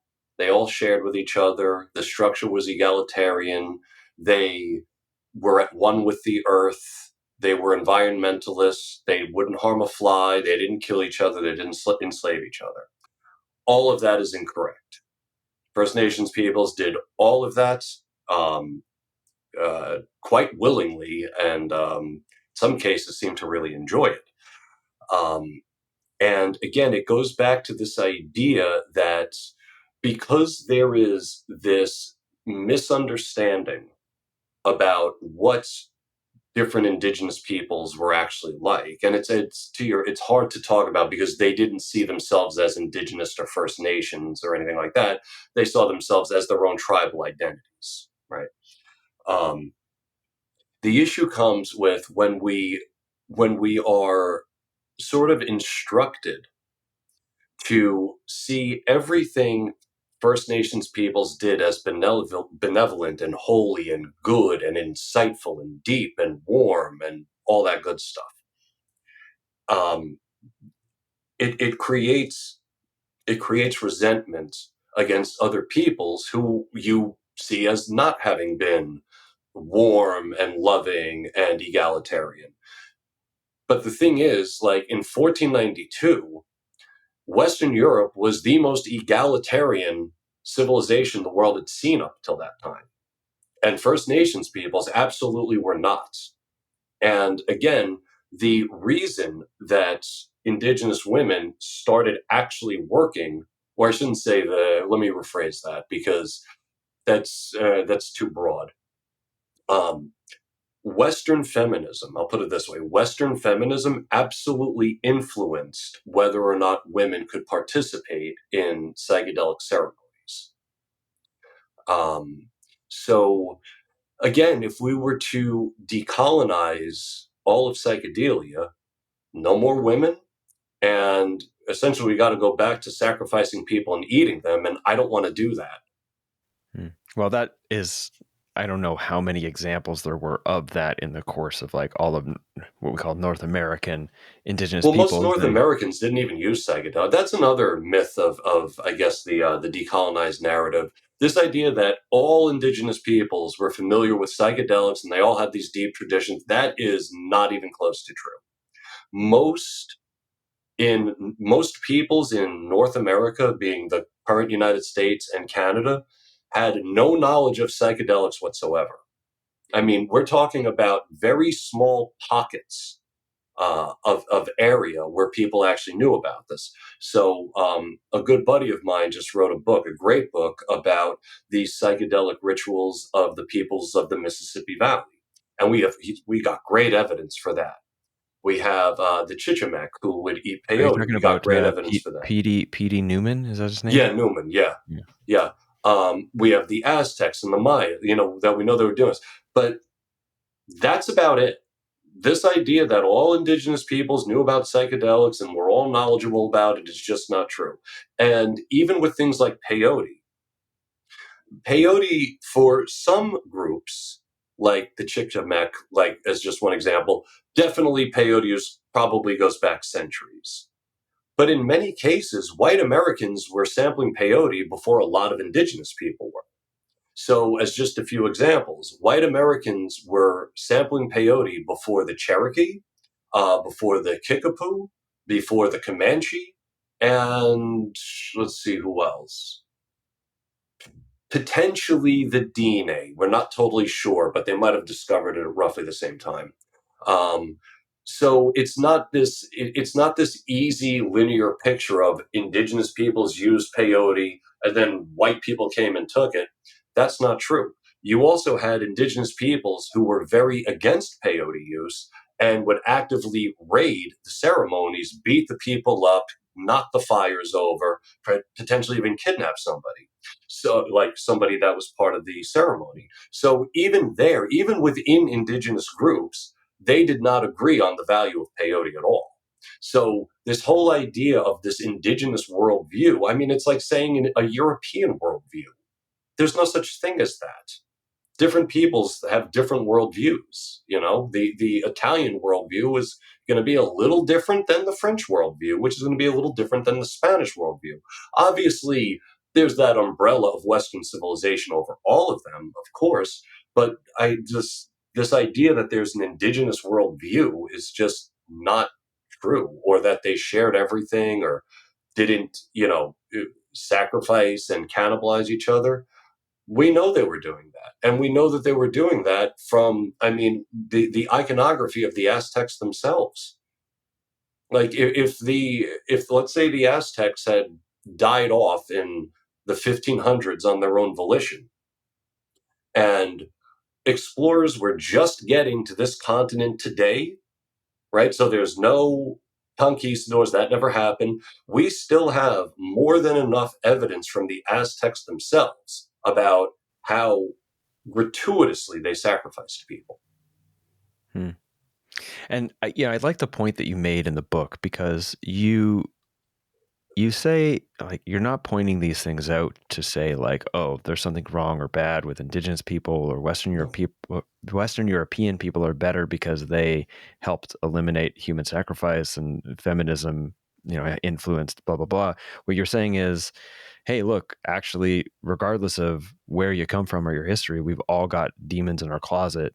Like, Mhm. we all have the better angels of our nature and the lesser angels of our nature, and we've all played them out in horrific ways, and no group over another is necessarily free of having been an aggressor as much as a victim in many ways as well. And that Yeah, to look at the complexity of that is to appropriately represent different peoples and our movements through time, such that we can work together to get a better sense of how we can work together as a yeah, society to prop up the better angels of our nature. yeah, And I yeah, appreciated that point in yeah. your book. Instead of making it a contest to see who was more oppressed in the past, why don't we just take those lessons from the past and say, whoa, let's not do that. Let's treat each other better than all of our ancestors treated each other. I mean, that's Which is a essentially what, psychedelic thing, which is which I is, mean, I mean, you would think, you would think, but, you know, psychedelia, I mean, what counts as psychedelia does change over time. But in our modern perception of it, it's like, yeah, we should be bringing people together. mhm. Yeah, I would agree to that point. Let's get into the racist narrative.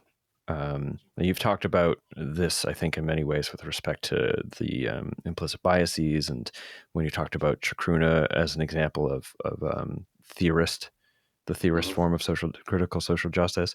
Hmm. But what is the sort of racist narrative broad scale, and how does it come into like compromise the psychedelic movement? Sure. So the racist narrative, in its simplest terms, is that racism is ever present and ordinary. And because it's ever present and ordinary, it will infect everything, including psychedelia, including drug laws. And what they've done, what theorists have done within psychedelia, is taken the very real and horrible sins of Jim Crow racism and thrown it onto the drug war. And yet, when you actually go back and look, the drug war has never been about race at all. So it's they're conflating two things. We You we mean can like the all agree. origins of the drug war were never about race? It would seem to me that there is a lot of racism playing out in the drug war modernly. Yeah, Um, where's that? damn it. Well, I mean, at least that's how I'm seeing it. So maybe I have to question myself, like, where is that? Yeah, Um, where is that? yeah, So I can't speak it's for funny that Canada. I'm like honestly having this moment of like, oh shit, I don't know if I have any good examples. I believe So it's true, but do I have any examples? Yeah. as just one counter to that, in the past 15 years, the Black American prison population has dropped by 22%, and the white American prison population has risen by 4%. So that sort of it's I don't know where the racism is. The one of the issues and why people think it's complicated. Let me break like do my best to explain something very complicated in a few minutes. Again, there was absolutely a Jim Crow racist past in my country. I don't deny it. It was ugly. It was horrible. Thank God it's gone. That, however, does not mean that the any drug propaganda or wars ever targeted minorities, because they very much did not. In fact, the group of people most targeted for cannabis use and distribution in the United States were Italians. If you were going to say that any group, any ethnic group got demonized by the anti-cannabis crusaders, it would be the Italians. In the movie Reefer Madness, inarguably the most famous of those ridiculous anti-cannabis propaganda films, do you know how many non-white American people there are in that movie? Isn't it just one, like the piano player? And he was what? I don't know. I don't recall. Italian. Oh, He's Italian. The horror story that Harry Anslinger, who was certainly a liar and a fraud, although not a racist, everybody gets that wrong about him too. But the story that he pushed the most into American consciousness of like a cannabis crazed homicide was of Victor Licata, who was an Italian kid. The propaganda, and here I still wouldn't even say that the cannabis laws were based on anti-Italian sentiments, because they weren't. But sorry, I got a little far afield on this. Getting back to your original question, so we would hear from, and I cite Chacruna for saying this, and it's not just them, but we hear all the time that cannabis laws were enacted to hold Black and brown people down. I'm sure you've heard that. I have propagated that exact narrative. Well, if that narrative were true, how is it that the first 20,000 people arrested for cannabis offenses were all white doctors in the early 1900s from Massachusetts? How can that possibly be?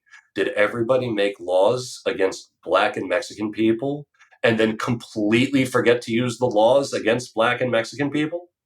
It was very interesting in your book to hear that the history of the origins of cannabis criminalization had more to do with puritanical perspectives on behavior than it had anything to do with suppressing any particular ethnic group. Yeah, it didn't have anything to do with race. And one of the things that's actually interesting, and here's where the nuance gets really, really deep. But so there was racism in those days, obviously. Part of that racism was not giving Black American neighborhoods police protection. We have in our minds this idea that the slaves were freed and then the police were just going into Black American neighborhoods, kicking down their doors and dragging people out, throwing them in jail. That is complete nonsense.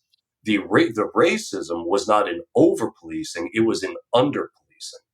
So there was racism there, but that racism had nothing to do with throwing Black Americans in prison for smoking cannabis. The racism had to do with, just leave them alone to smoke their cannabis. Who cares about them at all?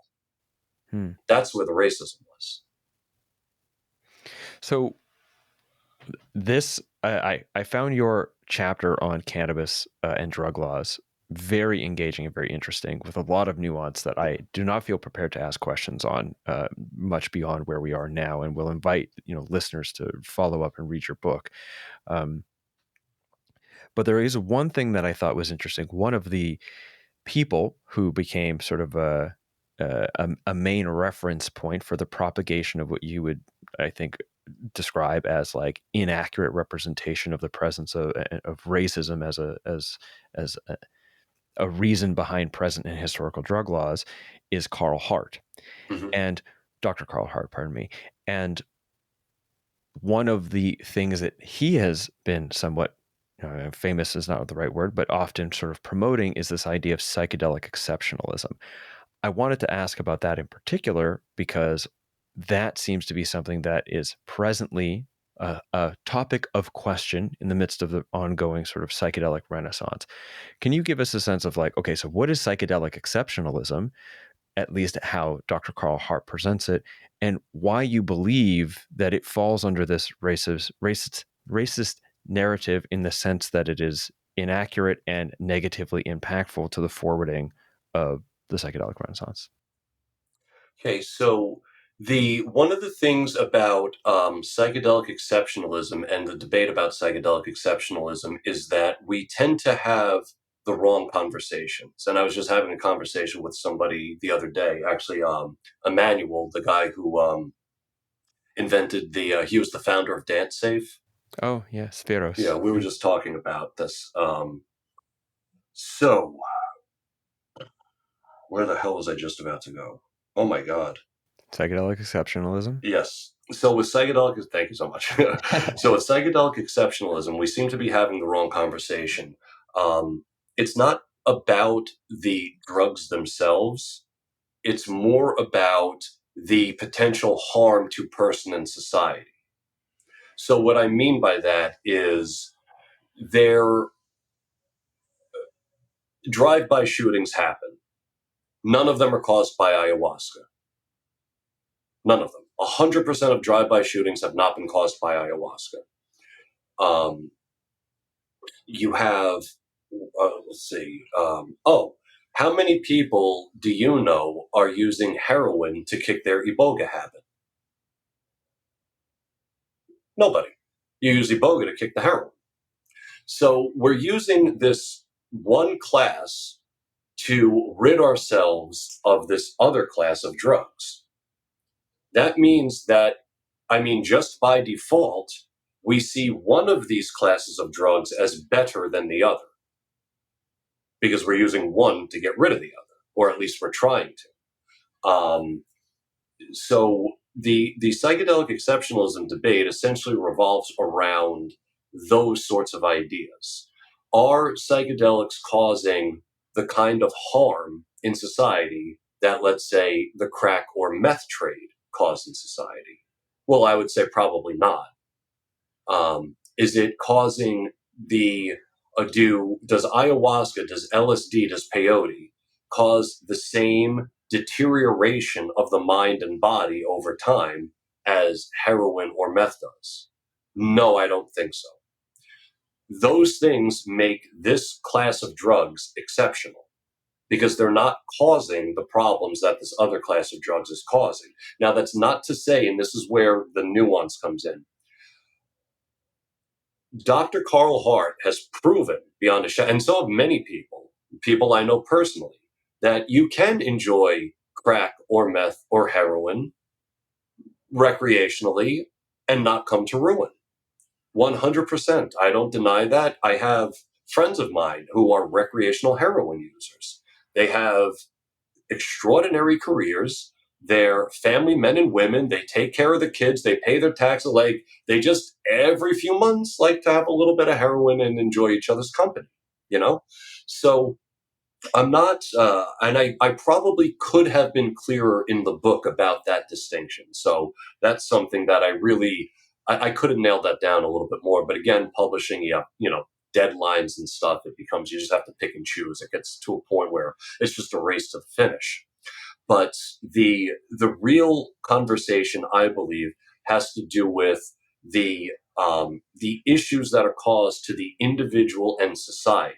And why that's so difficult to really gauge is that somebody like Dr. Carl Hart, he can smoke meth. And if all we had was a sample size of Dr. Carl Hart, we would be like, wow, meth isn't dangerous at all, right?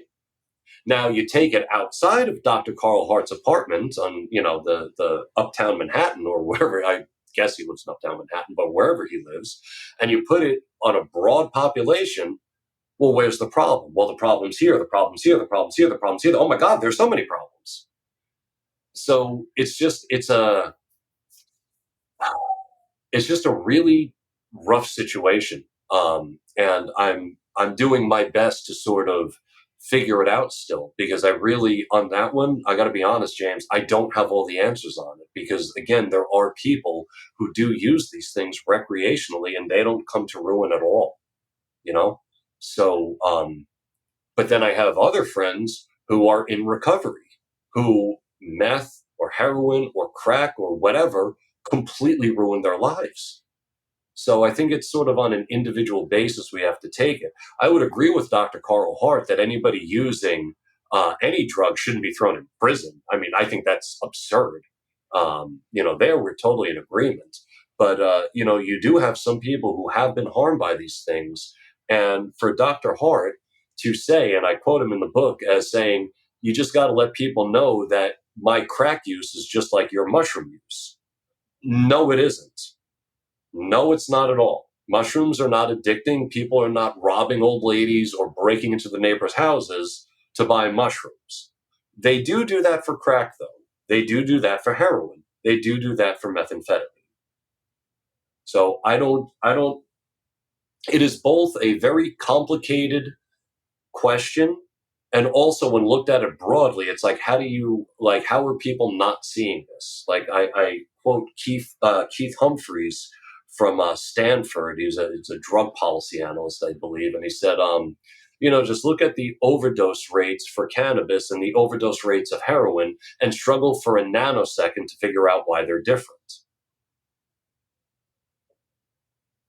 So I get, okay, don't know if it was clear for listeners exactly what psychedelic exceptionalism is, although I think you speaking to the complexity of how it is, I mean, like context of use, locus of control, reason for use, all of these things influence whether or not something is going to end up being, you know, only as detrimental as the acute cost you pay for the high you're engaging, or if it becomes a greater and greater cost to your life and well-being over time. Go ahead. Well, that's another issue, is that Dr. Carl Hart sees it all as just one way or another of getting high. And for Mm-hmm. a lot of people, like when I eat mushrooms, I'm not just getting high. When I drink ayahuasca, I'm not just getting high. There's a whole thing I'm doing with that. There's a whole integration process. It's like I'm trying to be a better person. I don't want to just drink ayahuasca and be the same asshole that walked into the ceremony. I want to be a better asshole that walked out of the ceremony, you know? Yeah, yeah. Um, but going to psychedelic exceptionalism as a whole and how it fits in the racist narrative, which I don't think was clear, is that psychedelic exceptionalism says that in the broad scale of drugs, the psychedelic exceptionalism is a critical term.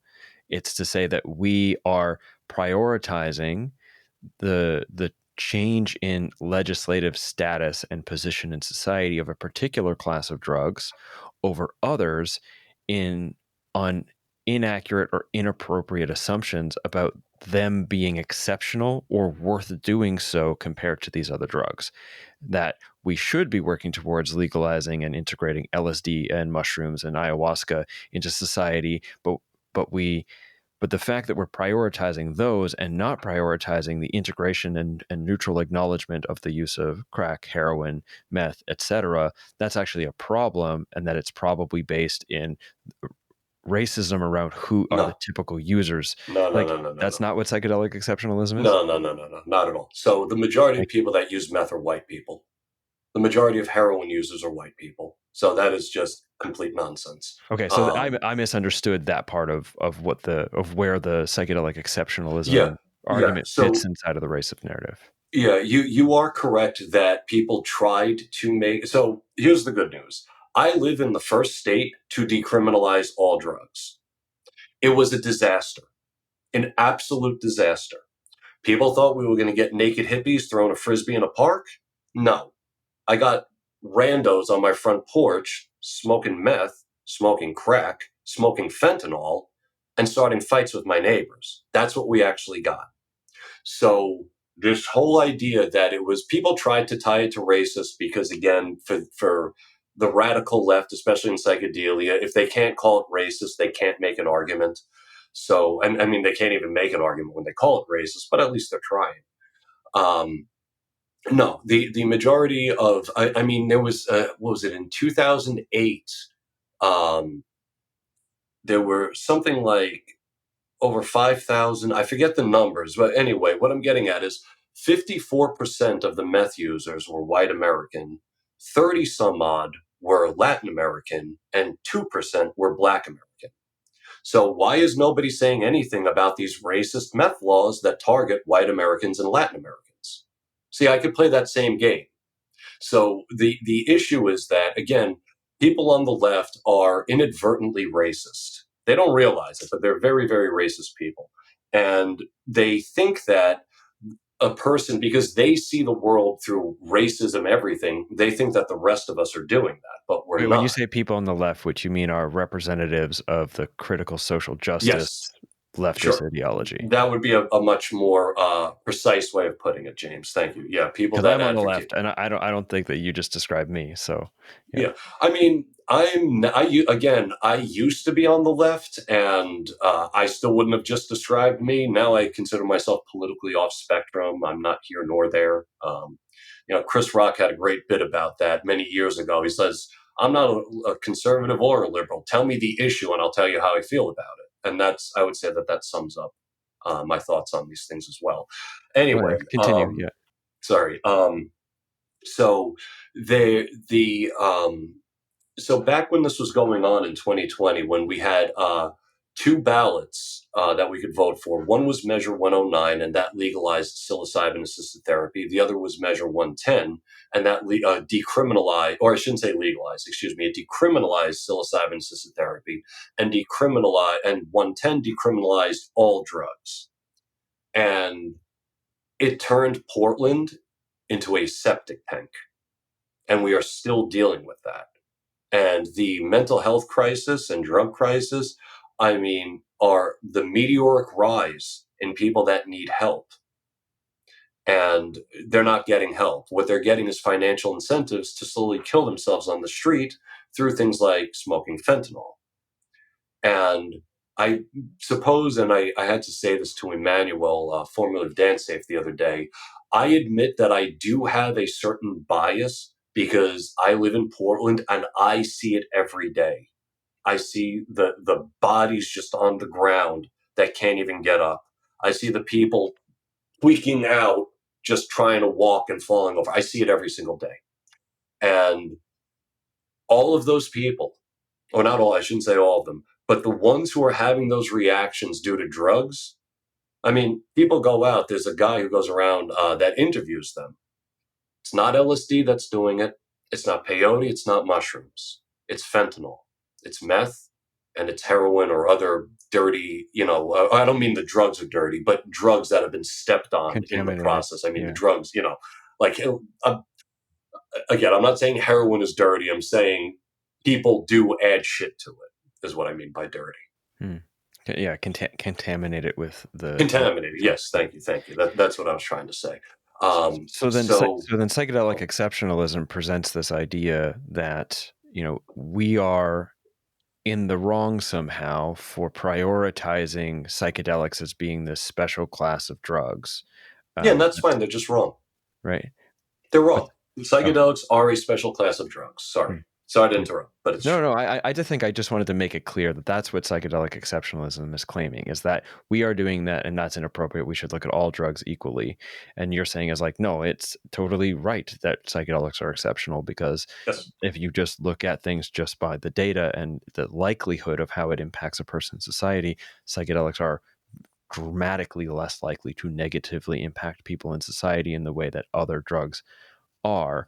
But, and I think this is your position, so let me know if I'm wrong here, but that does not in any way suggest that those who use things that aren't psychedelics warrant less compassion or care, or that the issues surrounding drugs that aren't psychedelics does not warrant an equal level of investment on how do we resolve the harms these are creating, how do we change the structure of what we're doing here such that these things aren't harming people and society in the way that they are.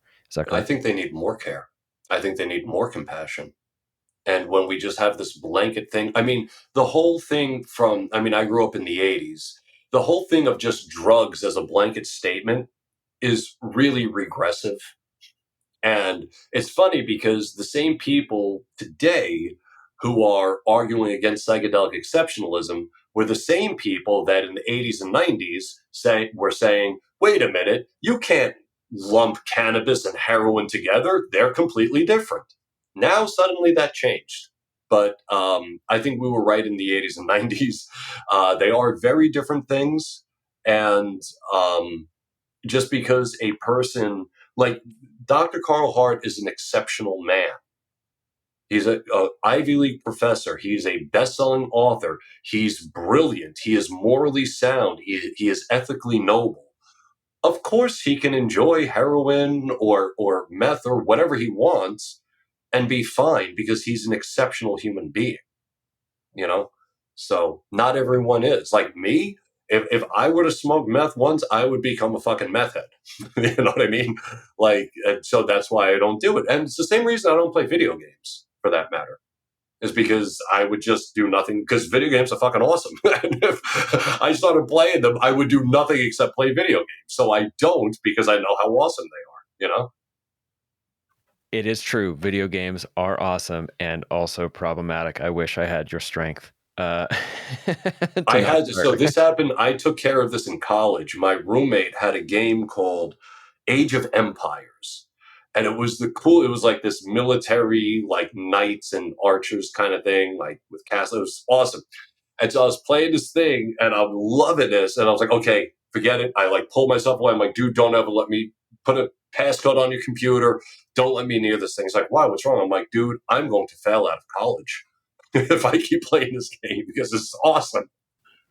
I don't want to stay on the video games things too much, but I think it was the summer between either eighth and ninth grade or ninth and 10th grade. I played uh, Command and Conquer Red Alert 2 or something with my friend who lived on the same street as me, 10-minute walk. And I don't think I really went outside that entire summer. I just played this game nonstop with him. And it was at the end of the summer that we were like on call while we were playing and whatever. Being like, maybe we should hang out before school starts in like 2 days. And I remember walking and I had like the musculature of my legs had been compromised so bad I couldn't even keep my foot from slapping the ground every time I walked because I had just been sitting all summer long. It's like a 14-year-old and realize, oh, I just burned my entire summer away into playing video games. You walk outside, you're like, oh, what is this bright? Yeah, it's got so many more colors than just blue. Yeah, So let's leave that aside, video games aside. sure. Let's go into the last one here, which all of these are quite touchy. They're topics that are sensitive because they, for a lot of people, and I think understandably so, are topics that are positioned in a very vulnerable place in them, a very intimate place in them. And so, with that said, let's get into the last one, which is the gender narrative. So, what is this gender narrative, and where do you see it negatively playing out in the psychedelic renaissance? Sure. First thing to say is that I just want to be clear that for me, there is a big difference between a trans person and the gender narrative. I fully support trans people. I do not support the gender narrative. I just wanted to make sure that that was clear because it is a very sensitive topic, and I'm not. Um, I didn't write those chapters to hurt anybody or make anybody question, who they are or anything. That's not what it's about. For me, it goes back to the grievance and history, which is in our society, to the victim goes the spoils. So the more victimized you are, the more stuff you get. And that includes the seat at adult conversations that deal with the mental health of millions of people, like when we talk about within the psychedelic renaissance. And too often, someone will use their gender identity as a substitute for having actually studied psychedelia and knowing what they're talking about. That's why they'll say things like, well, as a gender queer, non binary, fluid, yada, yada, yada. Yeah, all that doesn't mean anything. What you're doing when you say stuff like that is you're setting up both a verbal shield and a verbal spear. See, when you rattle off all those taglines, that means no one is allowed to attack you because now, even though they might be going after your ideas, you're going to frame it as they're going after you because you exist outside of heteronormativity. Okay, well, so do I. So I'm actually talking about your ideas, not your taglines, as a this, that, and the other thing. And this is identity politics. It's the same thing that's playing out Yeah, in it's in identity politics. And they also use it not just as a shield, but they use it as a spear. We all have to listen to what this person says, not because she knows what she's talking about, even if she does know what she's talking about. That's not why we have to listen. We have to listen because she is a gender non binary, blah, blah, blah, blah, blah. And I don't operate that way. I want to know, like, beyond your ideological identity. I know we like to call it identity, but it really is an ideology. But I'll be charitable and call it an ideological identity. But besides the ideological identity, what are you actually bringing to the table? And usually you're met with a blank stare. And because they're not actually bringing anything to the table. Um, the and because of the like one of the things I point out is that in the book, like, so Dr. Alexander Belser over at Yale talks about how within psychedelic therapy, we need to retire the male female dyad, meaning that some people prefer to receive MDMA assisted therapy or psilocybin assisted therapy with both a female and a male present. Well, Dr. Belser is saying, well, we got to get rid of that because, not everybody identifies as male or female. And it's like, okay, fair enough. But why do we have to get rid of that? Why can't we just add your program to the one that already exists? Like, why do we have to get rid of something that works for the majority of people just because it doesn't work for everyone when we can just add stuff that works for other people? You see what I know that's a little confusing, but you see what I'm saying? It's like, but it's always this attack, attack, attack, destroy, destroy, burn it down, burn it down. We don't need to burn it down. Let's just add your good idea, Dr. Belser, to this already good idea. Like, why don't we just do that? Yeah, better idea now. Yeah. What's that? I said, now it's a better idea. Yeah, and now it's just a better idea, and now we can help more people, which I thought that's what we were in the business of, is helping as many people as possible. So I don't deny that at all that, let's say, a gay person is going to go receive psilocybin assisted therapy and would prefer a gay facilitator. I totally understand that. There's no issues there, you know? Or with veterans, like maybe a veteran with PTSD was out. Yeah, of course. But when you say that certain people have to just go away, like a male female like facilitator partnership, it's like, well, why not just add what's your good idea? Like, I'm all for more healing modalities, not fewer. So it's stuff like that. It's the way that the gender, like the queering psychedelia crowd. I, I, I don't know if it's an exaggeration or just a bold faced lie, but the idea of the way they portray psychedelic assisted gay conversion therapy is not true to history at all. The way Chacruna Institute presents gay psychedelic conversion therapy is that doctors, because they're mostly white men, and as we know, white men are evil. So, since these were evil white men, they found people that were gay and just essentially shoved LSD down their throats until they were straight. I mean, that's essentially the Chacruna way of understanding this issue. That's not true. Doctors, psychologists, psychiatrists, you're not allowed to solicit for patients. You'll lose your license. So nobody was ever doing that. What happened Okay, was you had solicit for people. patients means What's what? that? Sorry. What do you mean by solicits? Solicits for patients. You're not. So, as if I were a psychologist, I can't go out and find somebody who's, let's say, struggling with something. Let's say a person who is, let's just say, stick with the homosexual example, just to make it easier. If I'm a psychologist, I am not allowed to go find someone that's gay and say, "Oh, you're gay. Oh, I got just the cure for you. Come with me. I'll take care of that for you." You're not allowed to solicit patients. A patient has to come to you on their own free will. In a sense, that's why I don't know what it's like in Canada, but in the United States, there's no commercials for psychologists or psychiatrists. You're not allowed to do that. You can't advertise in that in certain ways. You're not allowed to advertise, and you're certainly not allowed to solicit patients. That's 100%. That's true across the board. So what you really have are people who were unfortunately living in repressive times when it came to homosexuality. The 1950s. It was, of course, and good thing we have corrected for that. But what you have are gay men that were just saying, I don't want to be gay anymore, and going to doctors and seeking out the doctors for the therapy. Now, I think that puts a very different spin on what was taking place because it takes the narrative out of the way Chacruna is framing it. These are evil, white, heteronormative doctors doing it. No, it was actually just the people who didn't want to be gay anymore. They sought the doctors out. So once again, not to be a jerk, Chacruna has the history completely backwards. Hmm.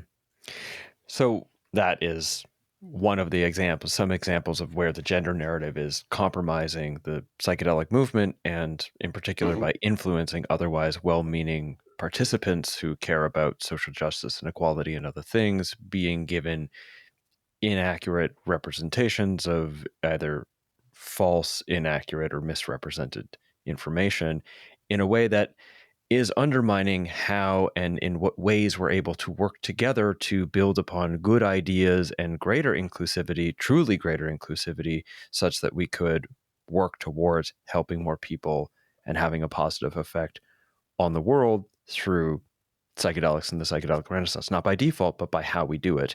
Yeah, And exactly. the gender narrative, the racist narrative, the decolonized narrative, critical social justice, identity politics, you see, and you've done, I mean, at least as far as I can tell, quite thorough outlining of how it is and where it is and why it is that these things are compromising that potential goal we could be all working together on achieving. Uh, Hmm. and I appreciated reading your book. I appreciated you coming on the show today. I remain nervous releasing this for the very reasons that you've talked about being being remember the canceling. I don't know if that still happens. There's like a nervousness that I'm not presenting as a extremely left psychedelic person in some way, but nonetheless, I appreciate the challenge of this book that you wrote. I appreciate the challenge of showcasing your ideas here on the show, and I appreciate the work that you've put in to help bring this into the sort of cultural conversation in ways that I hope, at the very least, I'm trying to contribute to, but I hope Yeah, I'll do actually that too. produces generative exploration of these ideas so that we can work together. Yeah, And me too. with that said, Tom, how can people find Psychedelic Injustice? Where can they read it? And where can they follow more of what you're doing as as a psychedelic historian and a person on the internet? Sure. Let me say real quick for everyone out there, these are my opinions alone. James is just a friend and invited me on his podcast. So if you have any mud to throw it at me. Don't throw it at James. He's a great guy. Leave him alone. Thanks, Tom. Appreciate it. Um, so where can people find me? I have a Substack, which is just Tom Hatsis or substack.com/Tom Hatsis. That's geared more towards my culture war thoughts and things like that. My Instagram is tom.hatsis because I've had my likeness stolen about as many times as Paul Stamets has. So I can't even use my real name as just Tom Hatsis on Instagram because it's been compromised. So it's just tom.hatsis. And on YouTube, I have two channels. One I just started a week ago that's sort of more along the lines on my Substack. It's just more culture war stuff. And then for my psychedelic stuff, it's Entheo Historian on YouTube. So yeah, I think that's it. The two YouTube channels, Substack and Instagram. Oh, I just finally got a Twitter, not Twitter, X. But I barely do anything with it. But you can find me there as well at Tom Hatsis. And your book, Psychedelic Injustice, is available at all major book retailers. Is that correct? Yeah, yeah, and even some smaller ones. And Pitchstone Publishing is the publishing house. You can get it through their website. Thrift Books, Albrus are all really good. And yeah, just because I don't support Jeff Bezos, I would just ask that you not get it off Amazon. But if that is your only option, I totally understand. But anywhere else would be preferable, just because. Um, like, look, people are, oh, this guy's so conservative. I'm about to say, fuck billionaires, which is very much not a conservative thing to say. But So not in a fuck good Jeff way. Bezos. Not in a way And they like. what's that? I said not in a good way. Not in the way they like. Yeah, not in Uh, the way they like. But yeah, I do think that they should have to actually pay a little bit more because there's a lot of people struggling. Anyway, that's another topic for another time. well, all that said, I'll make sure links to that are included in the show notes of this, in the description of this episode and at jameswjesso.com. Tom, once again, thank you so much for your time today. Really appreciate it. Thank you for having the courage to actually have me on. I appreciate it, man. Thank you. All right. And cut. Good. Okay, so that was our interview with Thomas Hatsis here on Adventures of the Mind. We're talking about the content of his book, Psychedelic Injustice, How Identity Politics Poisons the Psychedelic Renaissance. And if you feel interested in giving that book a read, then go ahead and check it out. Whatever links he mentioned at the end there will be in the description of this episode wherever you're checking it out, or over at jameswjesso.com, where I built that website myself. So if you haven't seen it, go check it out. I'm pretty proud of it. I put a lot of time into making it look, I think, pretty good. So even if you're just going over there to see what I've made, that'd be cool. But otherwise, links to Tom's stuff will be there. I'd recommend giving this a read. At the very least, just the whole chapter on cannabis criminalization was so interesting. But the book as a whole was very good. I recognize that for some of you, you're probably thinking, wow, I do want to read that book. Probably a good idea to check it out. For others, you're probably thinking, well, you're probably not even listening anymore, but you're like, fuck this guy, I want nothing to do with his book. Well, if you are still listening, the book is probably for you as well, because why not be confronted by something you disagree with? Give it a chance. And if you're going to disagree with it based on what is actually being said and your own critiques against it, rather than just assuming you don't like what this guy is saying. Easier said than done. We all got so much stuff in this world to engage with at any given time. And, we're not exactly incentivized by the world around us to engage deeply or meaningfully with anything. But maybe Psychedelic Injustice is up your alley, so check it out if it is. Speaking of engaging meaningfully, this show is like 2 hours long, and it's not easy listening. It's not just like not like a comedy podcast where you get to have it on and just listen, and enjoy the presence of just people hanging out, right? Or laughing and joking. It requires focus and thinking. It requires deep attention and engagement. And so at 2 hours now, approximately, you stuck with me. You offered me that. And with every reason around you engineered to make it so that you didn't offer that kind of attention, you did. And I appreciate that. I do not take it for granted. It is a gift, and I appreciate that. If you'd like to follow up from this episode by staying connected with me in some way, I'm on the questionable platforms, the metas, Instagram, Facebook. I'm on Blue Sky and X. I'm also have a Telegram group and a newsletter, email newsletter. It's weird to call a newsletter old school, but if you like to keep it old school with the email, and all of that will be linked in the description to this episode, wherever you're checking it out. And that's all for episode 205. I hope you found value in it. And until the next episode, I've been your host, James Jesso. Take care and stay curious.